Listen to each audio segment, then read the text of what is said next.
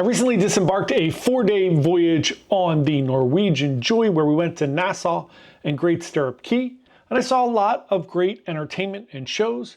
So now we're going to talk all about the entertainment. Let's go check it out.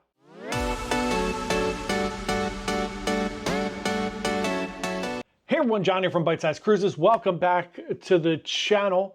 Today we're going to talk all about the entertainment on board of Norwegian Joy. So if you're going on the Joy and you're interested in seeing some shows or wondering what the entertainment is like around the ship, that's what we're going to talk about today. Keep in mind I went on a 4-day voyage, so we didn't see all of the shows. I didn't get to see everything on board, and in fact one of them got canceled. So let's start there. Opening day of our cruise was supposed to be the Broadway 80s edition show, which is basically songs from all Broadway musicals in the 80s. Of course, the 80s were a big renaissance for Broadway musicals with Phantom of the Opera, dare I say Cats. If you know, you know. And Les Mis, a bunch of other ones. So they do this Broadway 80s edition show. I've seen it before on other ships. It's excellent. I'm sure it's excellent on this ship because the cast for the rest of the shows was really good. However, it was canceled. I don't know if somebody was sick or they just had some technical difficulties. Instead, they had a comedian on. Yeah, I'll leave it at that. They had a comedian on day one. He did, look, here's my thing, and I've said it a million times. I love comedy. I love stand-up comedy. I love going to see comedy shows. When comedy is good, it's really good. When comedy is bad, it's really bad. So, look, here's the other thing I will say. It's not easy to perform in a theater. A lot of comedians do comedy clubs, which are very small and intimate, and that lends itself better to comedy. And doing comedy in a theater, especially a theater with maybe like a few hundred people in it where it's kind of empty and sparse, it's not easy. Two, doing all kind of ages comedy sometimes is not easy. Some comedians are very dark or dirty and they can't do that in front of a crowd. Not that you need to rely on cursing or anything like that. Just could be the adult subject matter. So look, he tried his best. He tried to engage. He brought kids up on stage. He tried to do fun things. It's not for me. So let's move on from that. Day two, I got to see the Take Me Back to the 90s show that's on board the ship. I thought it was delightful. I thought it was really fun. It's interesting. Norwegian has moved away from some like Broadway shows and kind of started creating their own internal shows like they did with the Rumors show, which is on some of the ships, the Fleetwood Mac show, the Prince show that is now on Aqua. You know, they used to have all these different Broadway musicals like Beetlejuice, Six, Jersey Boys. Obviously, they still have Choir of Man. But they've gotten rid of a lot of them and they started moving in this. And I don't love that trend for the most part. However, what I will say is this 90s show was really fun, had a storyline to it. It felt like a musical, a little more like a musical than just a, like, we're going to sing and dance. So I really enjoyed it. I thought it was great. Next up, let's talk about the BeatleStory show. So on board of Joy, there is the Cavern Club. If you are on other Breakaway or Breakaway Plus class ships, they might have Sid Normans. They're kind of interchangeable. One is the Cavern Club where they do Beatles shows. The other is Sid Norman's where they do the Rumors show, and which they actually do in the theater now. And they do a bunch of other fun rock shows. I do enjoy the Cavern Club. It's fun. It's fun going to see, you know, the Beatles type of shows. They do a few shows in the Cavern Club, and they did one in the theater, which was BeatleStory. I thought it was great.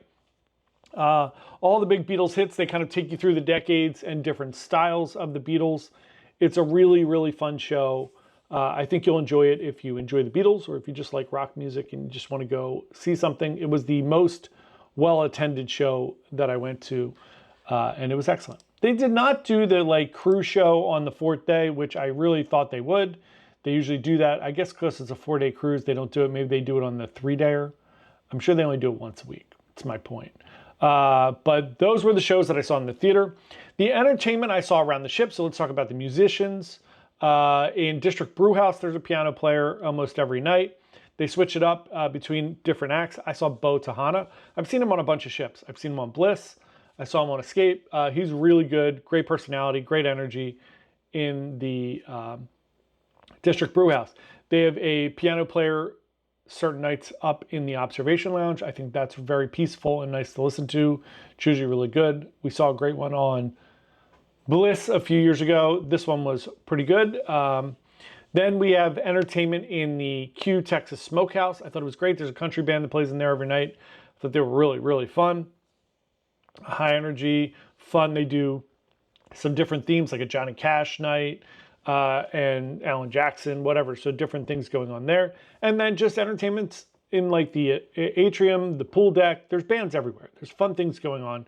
You can find good music to listen to. And God knows, since my room was right above the Sugarcane Mojito Lounge, there's a lot of great salsa and Latin music in the Sugarcane Bar, which I heard until 10:30 every night.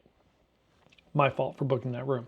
So, but it was fun. It was fun, and it actually pushed me out of the room a little bit more to stay up later and film more things. So there you go. Next up, let's talk about some other things that go on during the ship. Obviously, if you go to like something like teppanyaki, it's a lot of fun. There's singing, there's crowd encouragement. So I kind of consider that entertainment, which is really fun.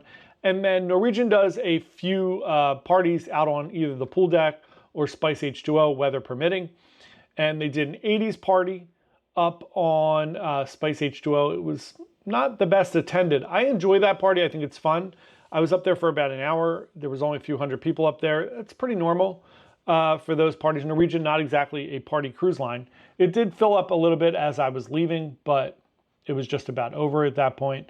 And then obviously they do the glow party. The glow party was much more attended, and it was a lot of fun. They were painting people's faces with like the glow paint and different things. So tons of fun. I enjoy the glow party. It's always fun. As you saw in the last one, if you watched our videos on Escape, it was packed. This one wasn't that packed because they did it on the pool deck. I think they know sometimes it's going to be too many people for Spice H2O, especially on Joy. Spice H2O really small because they have that massive hot tub over there on the right-hand side. So, and then otherwise, you have a few other fun things you could do. Obviously, you have mini golf and different things around the ship. They do have the racetrack up there. You have to pay for it. Just keep that in mind. It is really fun. It's something I think you would do once. Obviously, there's an arcade. They have water slides, a bunch of fun things going on around the ship. That is the entertainment that I saw on board of Norwegian Joy. If you have any questions at all, or you need some help planning your next Norwegian cruise, feel free to email me at jp@bytesizecruises.com. Thanks so much. I hope you have a wonderful day and happy cruising. Bye.